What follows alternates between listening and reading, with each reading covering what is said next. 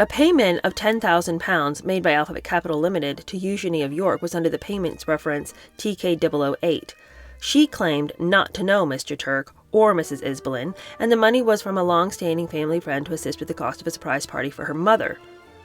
Who needs $10,000 for a surprise party for your mom? I mean, these are some flimsy excuses. Did she learn how to make excuses from her father? Andrew had received half of a £100,000 payment that Turk claimed was a payment to businessman Adrian Gleave to fund a search for finding yogurt production facilities in America. What? Yogurt production facilities in America? Why does Andrew need £100,000? What? I mean, you guys, they're laughing at us. They're playing in our face. This is ridiculous.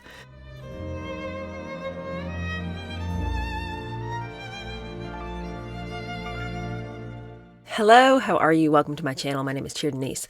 Let's jump right back into our book. We are starting on a section today entitled Disgrace. But before we start reading, I just want to make a quick correction to yesterday's readings. I erroneously stated that Harry in 2013 had beaten up his uncle because of Meghan Markle. He did beat up Andrew. I mean, you guys listened to the reading. But it was two separate occasions where he beat up his uncle for talking behind his back and gave him a bloody nose. And then later he was angry with Andrew for talking about him and Meghan and saying that he needed to reconsider Meghan and look into her background. And he angrily went to William and said, I want to kill him. I'm going to kill him. So they were separate incidents. So there was a lot of questions in the comments. 2013, I didn't think he met Meghan until 2015. And you're right. It's not like a secret fact was revealed that he knew Meghan much longer. It's that I guess can't read. So my apologies. He still beat up his uncle. So, I mean, I still think that that's crazy. And it was because his uncle spoke about him behind his back. So I still think Harry is mentally ill. That still is not a response to somebody talking about you behind your back. But he didn't beat his uncle in response to questions about why was Harry dating Meghan. So just a clarifying point there. I apologize for reading the text and misunderstanding what it was saying. It all happened. It just didn't happen the way that I understood it to have happened. So anyway, right back into here. For the rest of the book, we're going to be under this title of Disgrace, but our little mini chapter right now is entitled Deleted. In January 2022, Andrew's social media accounts were deleted. His page on the royal family's website rewritten in the past tense, and his military affiliations and patronages removed as no longer applicable. He stopped using the style His Royal Highness, though it was not formally removed, but he remained a Knight of the Garter and continued to attend the Garter Lunch and investiture behind closed doors. Journalists were now more open in their criticism, and senior MPs were calling for a probe by the National Crime Agency into his financial links with Kazakhstan after Russian tanks were used to crush protesters against the country's corruption, leaving 225 people dead. The Duke was accused of being a useful idiot for Beijing after making 8 trips between 2010 and 2019 as a guest of its propaganda unit, the United Front Work Department. There were concerns that he was trying to lobby for a role as an intermediary between the West and oil-rich Gulf states after a secret visit on a billionaire Swiss contact's jet to Bahrain, paid for by the Bahrain royal family. It was estimated by Mitchell Epner, a former U.S. federal prosecutor, that Andrew's legal fees were running at $200,000 to $300,000, and even if he won, it would cost $4 million to $6 million if the lawsuit went to trial. If he lost, he'd have to cover Virginia Giuffre's costs, plus pay damages. He has no good option in front of him, Epner explained. He only has bad options, and he has to decide which is the best bad option. On February 15th, 2022, Andrew made that decision.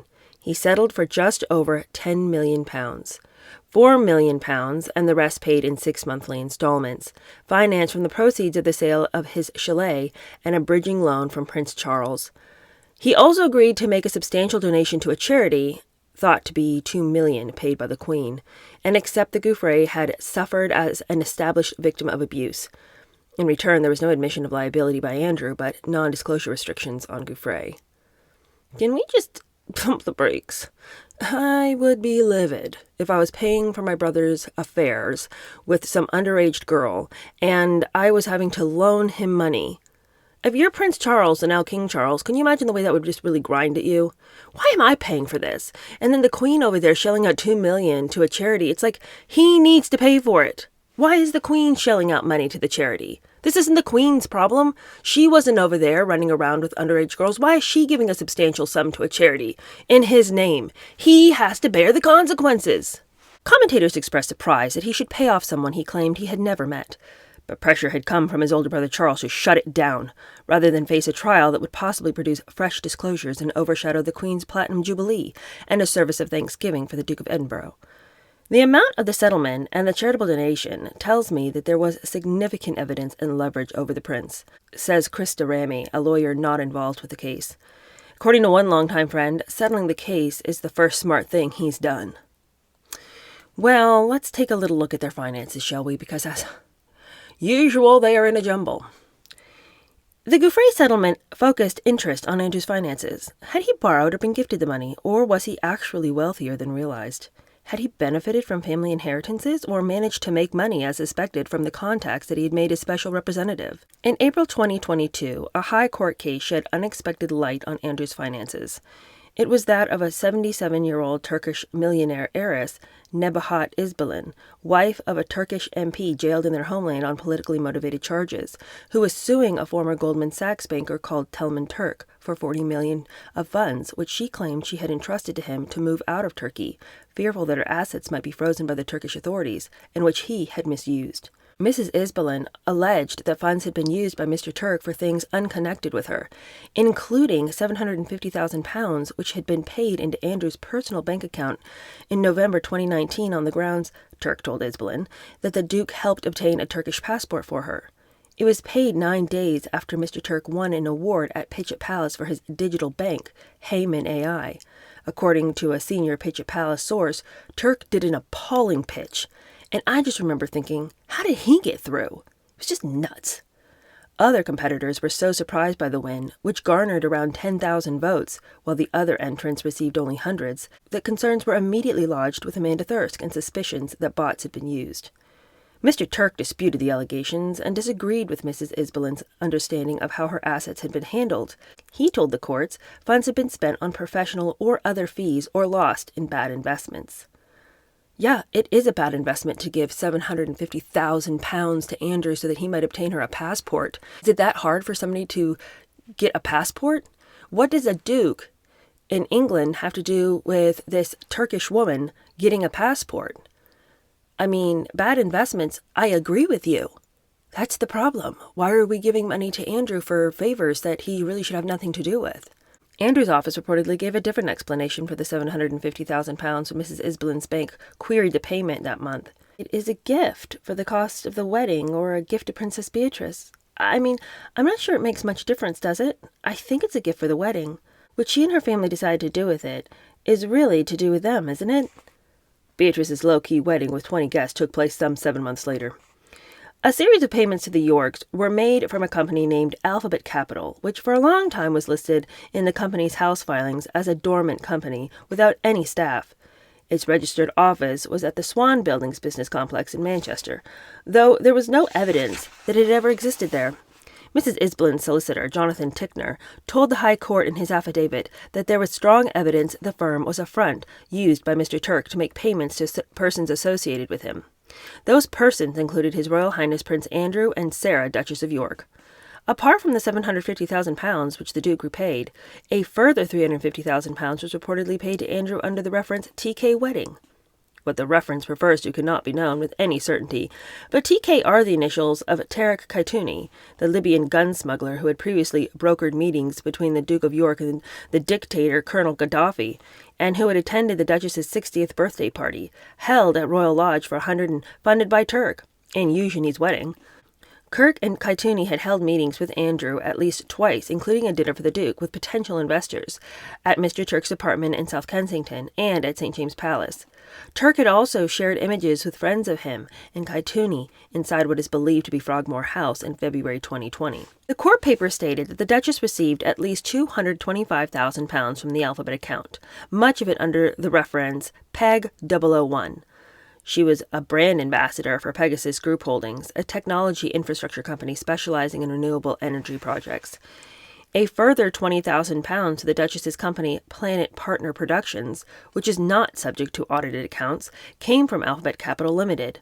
Reports of the case said that the £225,000 was to cover the Duchess's work as a brand ambassador for a U.S. solar energy company, and the £20,000 was for her advisory role with Alphabet Capital. I just need to pump the brakes for real quick. I have lost count of how many companies she has and how many companies he has, but really, she's got so many. Every time I turn around, I'm like, wait, what? When did she start that one? Have you ever heard of this before in your life? And why is she constantly being paid for an advisory role for this or, for help with that? She can't help herself figure out she should eat the meal she ordered. She can't figure out anything about her own life. Why are any of these companies spending any money on her association? The only thing she was ever worth was the fact that she had some connections to royalty, but on her own, she has nothing to offer.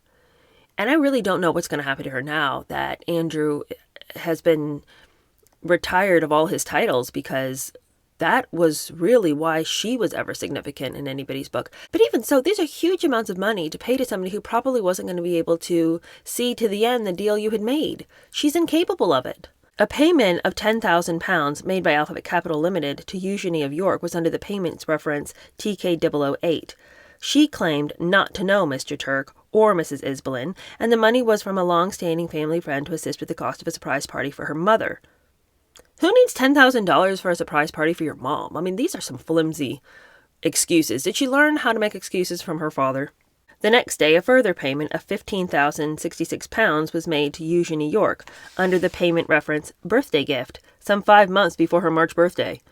As the case continued through various manifestations in the courts, it was revealed that Turk was living in a multi-million-pound flat in Mayfair, owned by the Crown Estate, and that Andrew had received half of a £100,000 payment that Turk claimed was a payment to businessman Adrian Gleave to fund a search for finding yogurt production facilities in America. What? Yogurt production facilities in America? Why does Andrew need £100,000? What? I mean, you guys, they're laughing at us. They're playing in our face. This is ridiculous. When Mrs. Isbelin's lawyer, Jonathan Tickner, wrote to the Duke, he declined to respond to questions or give an account of his relationship with Mr. Turk. The Daily Mail posed various questions to the Duke of York, such as how he knew Turk, how long he'd known him, what the payments were for, why the £750,000 was paid back but nothing else, and whether there was any connection between winning at Pichot Palace and the payments. The questions were unanswered. Someone for the Duchess said she was completely unaware of the allegations that have since emerged in the court case against Mr. Turk and was concerned. Further evidence of the couple's wealth came in August 2022, when the Duchess bought a pair of flats in a Mews house in Belgravia for $4.25 million as a rental investment for her daughters, much to the irritation of Isabelle de Rouve, who earlier had settled for $3.4 million. Rather than the $6.7 million due to her, as she believed the couple didn't have a penny. It's a dirty story as far as I'm concerned.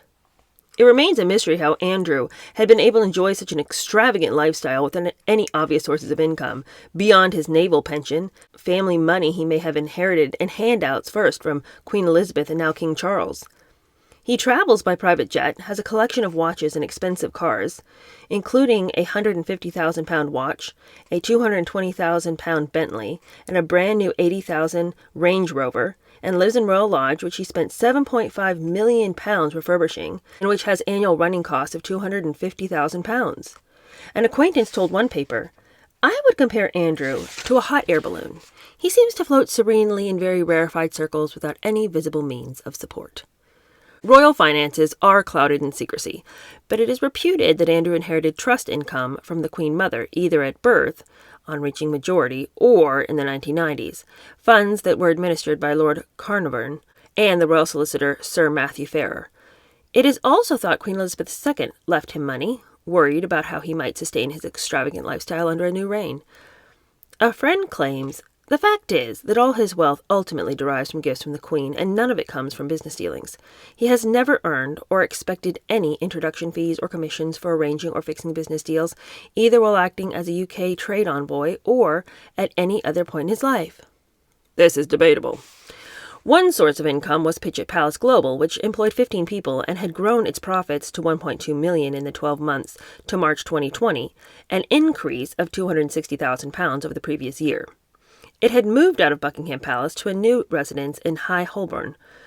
A spokesperson explained, "The Duke will remain as the founder of the business, but the company is taking this time to conduct a review of its structure and governance, including to what extent, if any, he continues his involvement in its day-to-day running." Pidgeot Palace gave Andrew the opportunity to network with useful business contacts. Thanks to the organization, he made at least 30 foreign trips, many to countries with questionable records on corruption and human rights, such as Bahrain, China, Qatar, and Communist Vietnam. A Sunday Telegraph investigation revealed the security costs for these trips had come to £250,000. Many of the trips were piggybacked on official work for the government, and therefore paid for by the taxpayer. Royal accounts show that £139,396 was spent on 5 official trips between 2014 and 2019 to Budapest, Bahrain, Saudi Arabia, Singapore, and Kuala Lumpur, with a further £15,119 to Aberdeen and Edinburgh. In June 2016, taxpayers paid almost £22,000 for a trip to Malaysia on FCO business, where he stayed on for a further 2 days for lunches with business leaders. A trip to Singapore in June 2017 to attend the Commonwealth Science Conference for the FCDO, costing £35,000, was combined with a lunch for entrepreneurs. Andrew's aides briefed that he had helped 1,042 entrepreneurs from 64 countries, created 6,323 jobs, and generated more than $1.3 billion in economic activity. The reality was slightly different. The figures quoted were calculated by combining the entire turnover and workforce of every firm to have ever taken part at any Pidgeot Palace event, many of which would have succeeded without its help. The insurance giant Aon, described as a partner, had never been involved with Pitch. Another sponsor, the Chinese company iFly Tech, whose chairman, Lu Qingfang, was on Pitch's China committee and made voice recognition equipment said to have been used to persecute China's minority Muslim community, and had been barred from buying U.S.-made technology products. Questions were repeatedly asked whether a member of the royal family should be doing such business. Though ostensibly no longer a director of Pidgeot Palace Global according to Companies House, Andrew remained the person with significant control. Its unaudited accounts at the end of 2023 showed that it retained an office in Pall Mall and had nearly £500,000 in shareholder funds. There was also good news for another company in which the Duke had significant control, Uramore Limited, set up in 2013 to manage his private investments. At the end of 2022, it had been £208,000 in the red. But accounts at the end of 2023 showed that it had received £210,402 from an anonymous donor, bringing it back into the black for the first time in the 9 sets of accounts it had filed since its creation. A footnote says that in January 2025, the account was closed. In 2020, with his former private banker Harry Key, Andrew set up another company, Lascelles, after an 18th century battle against the French when the British were commanded by the Duke of York, in which Andrew had a 75% controlling interest through his Uramore Trust.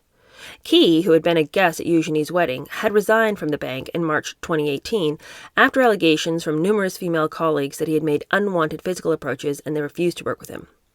Lascelles had been set up as an unlimited company, allowing it not to file accounts or disclose profits or income as a trust fund for Andrew's 2 daughters, but he was forced to abandon it as not appropriate for members of the royal family. The other account publicly associated with the Duke is Naples Gold Limited, which was set up in November 2002 by RM Registers Limited. From January 2003, the directors were Andrew Inverness, described as a consultant, giving his address as 71 South Audley Street, and Johan Elias, who resigned in July 2016 but was reappointed the following December. It appears that it was a shelf company, according to a statement by a spokesman for Naples Gold, to facilitate a charitable initiative to conserve rainforest, which was later scrapped as conflicting with the work of Prince Charles and should have been dissolved in 2005 as it is no longer serving its purpose. The Daily Mail expressed surprise that a senior member of the royal family should have chosen to remain as a director throughout that period, occasionally signing off those annual accounts, and why a conservative initiative should be called Naples Gold. The company was voluntarily struck off in March 2021, 15 months after the newspaper drew attention to its activities. I don't think I understand the full significance of what Naples Gold means. I don't really get what the big deal was. But anyway, not being a person who understands money at all, I am overwhelmed by the figures that I'm reading and the busyness that these people have in setting up one trust after another, one company after another, one nefarious alignment after another. My head is swimming. Okay, now let's talk about the Rolands. One of Andrew's key financial relationships is with David Roland, nicknamed Spotty because of his acne, who has a checkered business history. Andrew is known to have been friends with Roland since at least 2005, when he unveiled a life-size bronze statue of the businessman smoking a cigar in Haviland Hall, Roland's estate in Guernsey. And there have been long suspicions that Andrew and the Rolands have been financially in league together. David Roland has accompanied Andrew on several private visits to the Middle East, and once officially in a meeting of the Middle East World Economic Forum in 2008 in Sharm el-Sheikh, where they dined with the president of Kazakhstan. In the same year, David and his son, Jonathan Roland, accompanied Andrew on a trip to Azerbaijan. Afterwards, Jonathan emailed a relative of the president's wife, who ran the country's largest company, Pasha Holdings. We are business advisors to HRH and travel with him on various engagements globally, where we believe we can operate as independent investors and advisors with his assistance through his unique network. Andrew and the Rolands returned to the country in November. According to local media reports, Andrew has his own business interest in Azerbaijan and Kazakhstan. Leaked emails show that Pasha invested $5 million in a fund controlled by the Rolands that had an account at Bank Haviland, a bank set up by David Roland to provide private banking and wealth and asset management fund services to private clients and institutions, though the footnote says that Prince Andrew opened the bank in 2009. In September 2009, on a trip to Saudi Arabia leading a delegation of more than 20 vice-chancellors from UK universities, Andrew lobbied the King of Bahrain to help Jonathan fulfill the Roland's plan of launching a Middle Eastern banking operation, one that Andrew was due to have a stake in. The man who was approached to facilitate this business was Steve Harrison, Andrew's former assistant private secretary and now working as the executive director for the Bahrain Economic Development Board. Roland claimed in his communications that Andrew was facilitating the whole project, and arrangements were made for the Duke to accompany the Rolands to Saudi in mid-November to discuss Bank Haviland, opening a branch in Haya. According to the court circular, Andrew arrived on November 14th in his role as the UK's Special Representative for International Trade and Investment. Jonathan Roland then emailed Prince Sultan bin Salman bin Abdulaziz Al Saud, the second son of King Salman. HRH suggested that you might like to become our partner in KSA and, like him, have an involvement in the operation we create. Roland claimed the Roland family had been investing globally for 45 years through offices in London, Guernsey, and Luxembourg. We advise His Royal Highness exclusively on all his business matters and travel with him regularly and often act as an intermediary between the British royal family and other families around the world, including royal families and heads of state. Roland concluded, with our close links to HRH DOY, we have many opportunities and possibilities other institutions and families are unable to execute. Ahead of a visit to China in March 2010 to witness the signing of a $35 billion gas deal between BG Group, the British multinational oil and gas company, and the China National Overseas Oil Corporation, a huge state-owned oil firm, Andrew emailed Jonathan Roland with an outline for his program, asking which events Roland would like to attend. Roland then suggested to Andrew's private secretary, Amanda Thirsk, that a meeting with Louis Sheng, then president of the world's biggest insurance company, be inserted into the itinerary. Ping An is the largest insurance company in China and a good partner for all of us going forward. Roland had already met Sheng at an event in Shenzhen in February, but now wrote to him, I would like to explore ways of working with Ping An in the future and would like to invite you to meet with me and His Royal Highness Prince Andrew in Beijing in March. The Roland family are the exclusive advisor to His Royal Highness on all his business interests and investments. According to the court circular, one of Andrew's first appointments in a packed program on his Chinese visit was with Mr. Sheng. Roland would afterwards pass by Amanda Thirsk a copy of a Foreign Office diplomatic cable intended only for government officials, detailing Andrew's one-to-one conversations with senior Chinese politicians, information that is still not in the public domain. Royal accounts show the cost to the taxpayer of Andrew's flight to China, and then on to the United Arab Emirates for a day to attend the Dubai World Cup horse race, was £23,586. The visit cost UK Trade and Investment another £7,700. For Jonathan Roland, the visit had opened doors and helped forge potentially important business relationships. In 2011, David Roland paid for a jet that flew Andrew to Saudi Arabia and in the same year flew to Libya with the prince to meet Colonel Gaddafi. Plans to take Andrew on a trip to Cameroon, Equatorial Guinea, and Gabon that year to scout for business had to be abandoned when the Virginia Gouffre photograph was published in the press. Disappear for a while, advised Jonathan Roland. If only he would. All right, this chapter is entitled Under the Radar. Andrew had a 40% stake in a firm based in the British Virgin Islands called Inverness Asset Management, owned by the Rolands Blackfish Capital Management, which operated between April 2007 and March 2019, and given to the Duke in return for his contacts and consulting.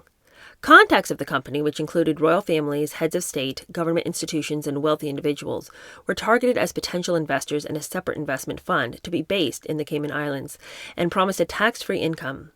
The prince told Jonathan Roland in one leaked email that he had proposed using Inverness as a vehicle for Qatar's interest in investing in a property company associated with his brother Charles. Chris Bryant, MP, one of Andrew's fiercest critics, felt this disclosure was more damaging than the 2017 Paradise Papers, which revealed the Queen's private estate had been investing in a Cayman Islands fund.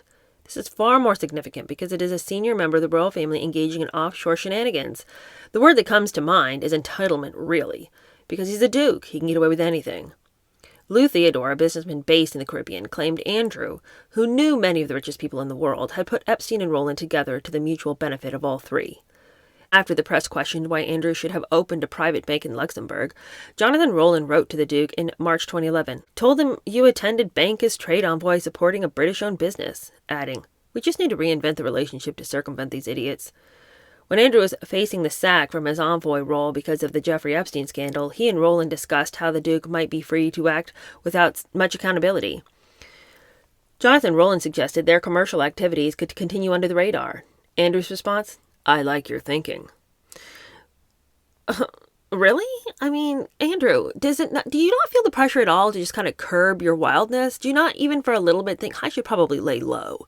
Instead, it's like, how can I keep being nefarious? How can I keep scuttling around in the darkest regions of the world collecting my stacks of cash? The Rolands and Andrew regularly attended each other's parties and were guests at each other's houses. David Roland stayed at Balmoral and had tea with the Queen and Prince Charles in the summer of 2010. 4 months later, he paid off £40,000 of the £85,000 that Sarah owed her PR spokesperson, Kate Waddington. In 2018, he was a front-row guest at the marriage of Eugenie. Andrew had had a private bank account at Bank Haviland since 2015 and a credit card in the name of Andrew Inverness. He also borrowed £125,000 on average each month, a loan that was extended 10 times before requesting a further £250,000 for general working capital and living expenses. What? That year, Bank Haviland had made an unsecured loan of $1.5 million to the Duke at 8% interest, which, according to documents disclosed to Bloomberg News, was not in line with the bank's risk appetite, but was approved because it would lead to further business potential with the royal family. In March 2018, it was repaid early, using £1,503,000 transferred to Andrew from a Guernsey-registered company, Albany Reserves Limited. The company is controlled by the Roland family. Between 2017 and 2019, the Duke traveled on David Roland's £40 million luxury 14-seater jet 5 times while on official royal duties, some of which he combined with promoting Pitchet Palace, or it was suspected Mr. Roland's latest business venture. One flight in October 2018 was to open the headquarters of the Anglo-Gulf Trade Bank in Abu Dhabi, a joint venture between AGTB Holdings, a Roland family-controlled company, and Abu Dhabi's Mubadala Investment Company. While in Abu Dhabi, the prince also attended 3 events for Pitchet Palace. Buckingham Palace refused to say who funded the flights, costing up to £7,600 an hour, and which royals had used the jet or who had met the security bill. This is just getting sickening. In 2018, the bank was fined £4 million by the Luxembourg regulator for not having safeguards in place to protect against money laundering, one of the biggest fines it had ever levied, and a criminal probe opened. Prosecutors in Luxembourg in 2020 also looked at the bank's relationship with the political elite of Azerbaijan. More recently, Bank Haviland was fined £10 million for being involved in an alleged global plot to ruin the oil-rich state of Qatar by manipulating financial markets. In August 2024, the European Central Bank withdrew the operating license of Luxembourg's Bank Haviland, ending the bank's ability to trade in most of Europe. Buckingham Palace's code of conduct states that members of the royal family should not accept a gift that would or might appear to place them under any obligation to the donor. Gifts offered by commercial entrepreneurs in the UK should normally be declined, and they should never accept gifts of money or money equivalent in connection with an official engagement or duty. Well, I mean, Andrew's blown past that time and time again. It's almost like, why even bother to say it? Because he's not doing it. All he's done his whole life is accept stacks of cash, bags of coins. I mean, this person has done his very best to run roughshod over the statement, one should never accept gifts or money, or the equivalent in connection with any official engagement or duty. Nigel Mills, a Tory member of the Public Accounts Committee, demanded a parliamentary inquiry into Andrew's activities. He clearly was never fit to hold that office. Anyone in public life knows these rules about separating your own interests from those of the job that you're doing. What he is doing here isn't even close to the line. It's a million miles over it. The Mail on Sunday, after its 2019 investigation, approached Buckingham Palace with the results, detailing 24 questions for the Duke. 6 days later, the palace issued the following statement. The Duke was the UK's special representative for international trade and investment between 2001 and July 2011, and in that time the aim and that of his office was to promote Britain and British interests overseas, not the interests of individuals. But that doesn't say anything. Well, we know that's what it was supposed to be. That's why we're indignant. That doesn't mean that's what he was doing, and that isn't even covering him in any way. It's just restating the obvious. But we know the outlines of the job. Our question is, did he know it?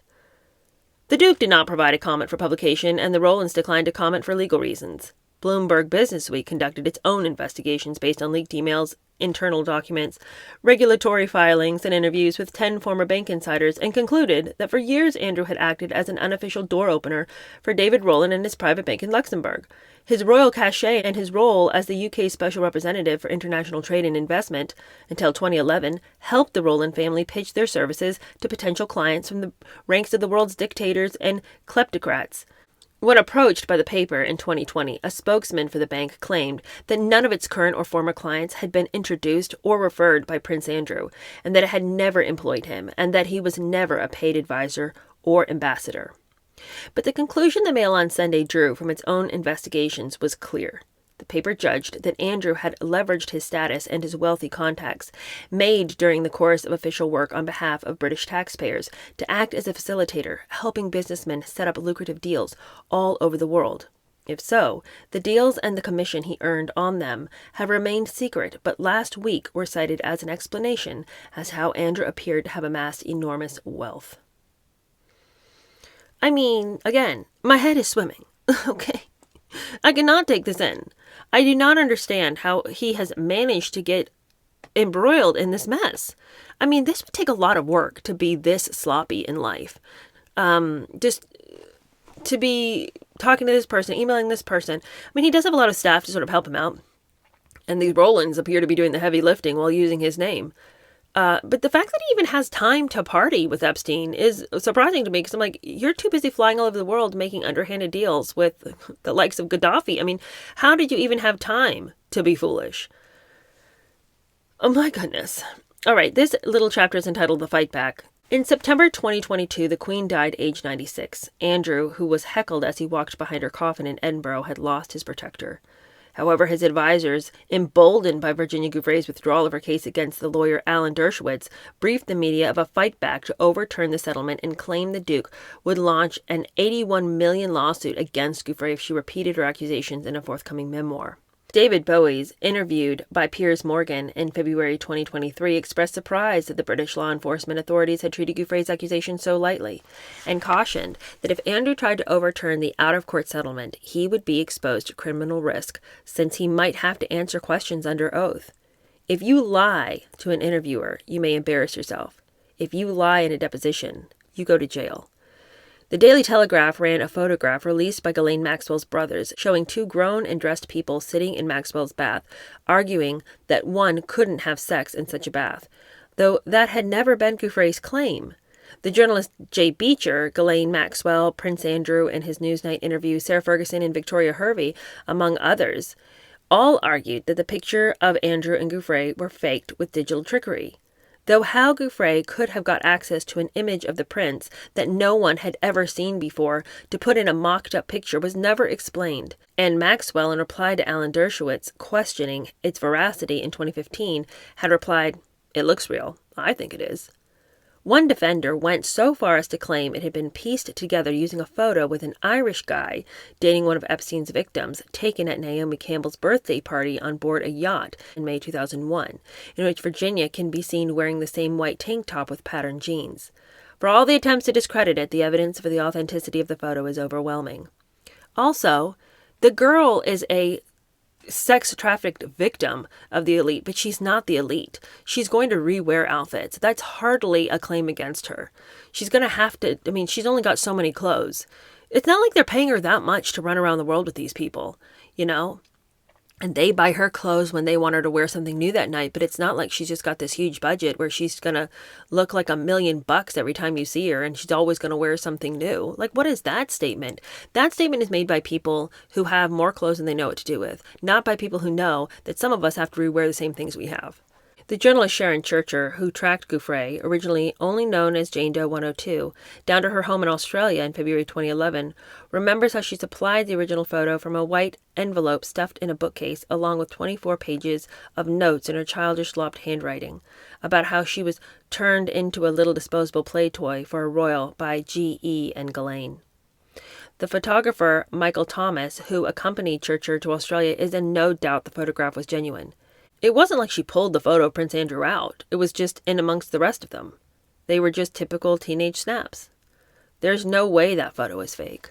It's confirmed by Joel Van Hemel, a Florida-based photographic expert and court witness, and a well-known U.S. digital forensic expert, Brian Neumeister, UC Berkeley academic Haney Farad, a professor of digital forensics and image analysis, said that the light and the shadows in the image showed no inconsistencies nor obvious signs that the photograph was doctored. Experts have said that it would be virtually impossible to doctor an ordinary printed photograph developed at a 1-hour photo lab. A date stamp on the back of the photo shows that it was developed on March 13, 2001, 3 days after Virginia Gouffre was forced to have sex with Andrew, at a branch of Walgreens, a 2-minute drive from her former home in West Palm Beach. Carolyn Andriano, a friend of Gouffre and another Epstein victim, and Gouffre's ex-boyfriend confirmed that they saw the picture in 2001, as does Gouffre's father, Sky Roberts. One mystery is that a redacted court document shows that Gouffre gave 20 photographs to the FBI in 2011, which were scanned front and back, but there are only 19 shown in the public record of the meeting. The FBI gave sequential reference numbers to both the front and back of each photograph, but 2 reference numbers are missing. They are from the Andrew picture. Look, we know, beyond a shadow of a doubt, that they have all been scheming and plotting to hide Epstein's business. It doesn't even surprise me that the FBI would conveniently leave those out. I also think that I have thrown some shade at Virginia over the years, not because I wanted to cover up for Epstein in any way, but because I just thought that some of the things she said were pretty wild. Like her most recent claims that, she had a liver situation going on and she'd been in this horrible bus accident and then she said she was going to die. It was like the ramblings of somebody who was losing their mind. And then when she committed suicide, allegedly, it was easy to think this was just a very troubled person who had succumbed to the abuse of her whole life. And it's possible that that's true. But there's been a concerted effort to undermine her, to make her look like she's some kind of a fool. And I think that it's really important to remember that with such things as, well, she wasn't allowed to testify in Ghislaine Maxwell's trial. Isn't that interesting? It must be that she was not considered a reliable witness. Or maybe she was the most reliable witness and they didn't want her to have a part in Ghislaine's trial because there was probably workings behind the scenes to ease Ghislaine out of her original sentencing. As we know, was taken out of a first prison and now she's like living the life in another low security situation. It just feels like I might have fallen for the mainstream interpretation of Gouffre as somebody who was, poor thing, very damaged, but not a truth teller. I do think she was very damaged, and I do think that she made a lot of strange statements at the very, very end of her life that didn't really add up. But I also wonder how much was she out of her head because of the pain that she had been under, and how much of her reputation has been spoiled because it was more convenient for the elite to make it seem as though she was just this poor damaged girl.